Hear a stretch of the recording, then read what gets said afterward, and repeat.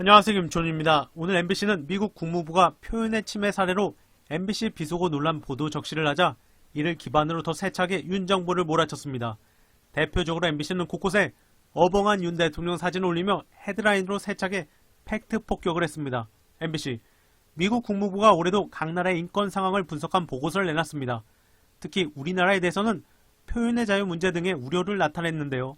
그러면서 윤석열 대통령의 뉴욕 방문 당시 불거진 MBC의 비속어 논란 보도를 예로 들었습니다. 보도가 나간 이후 정부와 여당의 대응을 지적하면서 폭력과 괴롭힘의 사례로 소개했습니다. 또한 김건희 명예훼손 혐의로 더 탐사 등을 상대로 압색이 이뤄진 사실을 언급하며 한국의 명예훼손 관련 법률이 공공의 토론을 제약하고 언론의 자유에 위협을 가하거나 검열하는 수단으로 쓰이고 있다고 지적하기도 했습니다. 민주당은 보고서를 인용하며 망신이고 창피한 일이다. 대한민국 국격이 이렇게 떨어졌나 자괴감이 들었다고 지적했지만 국힘 권성동은 미국에는 명예훼손죄가 없기 때문에 우리나라와 미국의 사정은 다르다고 국힘스러운 뻔뻔함을 보여줬습니다. 박정희까지 나왔네요. 국힘은 홍보 부족, 일본 소부장 업체 대거 유치까지. 또한 윤 대통령은 한일 정상회담 폭망을 5천자 원고로 23분 아무 말 대잔치 생중계를 하면 해결이 될 거라 믿나 봅니다. 국힘 역시 윤 씨가 욕먹는 이유를 홍보 부족으로 몰아가며 더 가열차게 엄포를 하겠다고 다짐을 하겠다고 합니다. 윤 씨, 매국적 외교라는 극렬한 반대 여론이 들끓었지만 박정희 대통령은 피해의식과 열등감에 사로잡혀 일본이라면 무조건 겁부터 집어먹는 것이 바로 굴욕적 자세라고.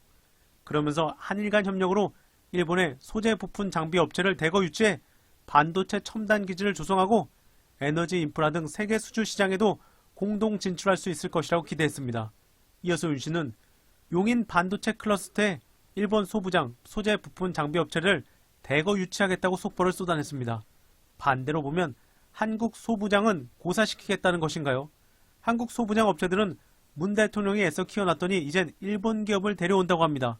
이거 어느 나라 영업사원인가요? 거기다 작년 10월 서울경제 단독 보도를 보면 소부장 예산 전액 삭감, 전방위 문정부 지우기 기사가 딱하니 있습니다. 서울경제, 정부의 예산 지원이 끊기면서 사업 규모 축소로 소부장 업계의 피해가 불가피할 것이라는 전망이 나온다.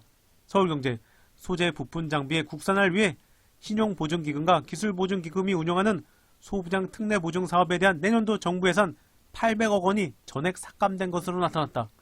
결국 이렇게 한국 소부장 예산 800억 삭감시키며 용인 클러스터에는 일본 소부장 대거 유치라니 윤 씨는 큰 그림이 있었던 것입니다. 관련해서 내상에서는 일본 소부장 기업들 우리나라 손절하고 적자 쌓인 게 30조 가까이 되니까 그 손해를 우리가 책임지고 보존해주겠다 이거지 뭐. 박태웅 의장 역시 소부장 예산을 전액 삭감하는 게 어째서 문정부 지우기가 되나. 대한민국 지우기라면 모를까. 대체 나라를 얼마나 망치려고. 주 69시간은 일제도 생각 못했다. 윤 씨가 연일 일본 노래를 부르며 선진국답게 아름다웠다. 일본인들은 정직하고 무슨 일이든 정확하다고 떠벌렸는데요. 그런데 원산 총파업 당시 일제가 조선인 주 65시간 착취 노동시켜서 일어난 것은 모르나 봅니다. 그런데 지금 윤 씨의 주 69시간은 일본도 듣도 보도 못한 내용이라 기가 찰 듯 싶습니다. 세종시 일장기 목사 윤석열 감사장 받았다. 국힘 비례대표를 노린 것일까요? 역시 파보면 국민의힘이 나옵니다. 오마이뉴스에 따르면 세종시 아파트에 일장기를 걸어 논란이 된 A 목사가 지난 대선 당시 윤석열 국민의힘 후보 명의의 감사장을 받은 것으로 확인됐고 A 목사는 국민의힘 당원이라고 밝혔습니다. 또한 국민의힘 중앙당 차원에서 벌였던 특별당비 모금 캠페인에 참여한 공로로 감사장을 받았다고 합니다. 감사장에는 윤석열과 함께하는 특별당비 모금 캠페인에 참여해 주셔서 감사드린다는 내용과 함께 윤석열 당시 대선 후보 직인이 찍혀있다고 합니다. A 목사는 오마이뉴스와 전화통화에서 윤석열 당시 대선 후보로부터 감사장을 받았느냐는 질문에 그렇다고 답했고 A 목사는 지금도 국민의힘 당원이라는 질문에도 역시 그렇다고 답했다고 합니다. 바로 저 목사는 윤이 친일하는 자라는 걸 알고 있었던 것입니다. 역시 예상을 벗어나지 않는 국힘 클라스입니다. 번외 뉴스타파 봉지욱 기자, 검찰은 8년 전에 알고 있었다.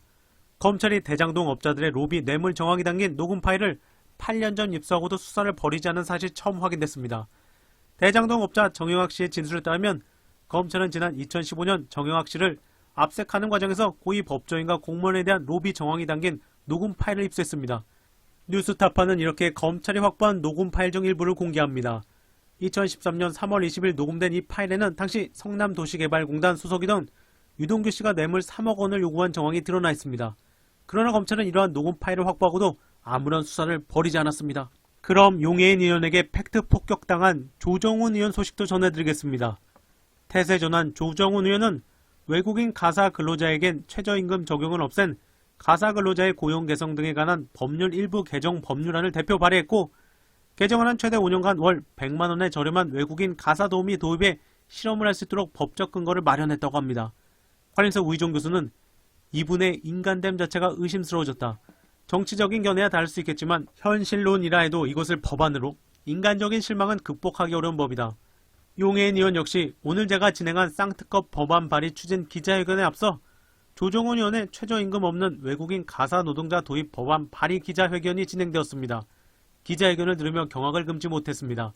최저임금 적용을 받지 못하는 외국인 가사 노동자를 만들겠다는 조정훈 의원의 법안, 인종차별 악법에 불과합니다.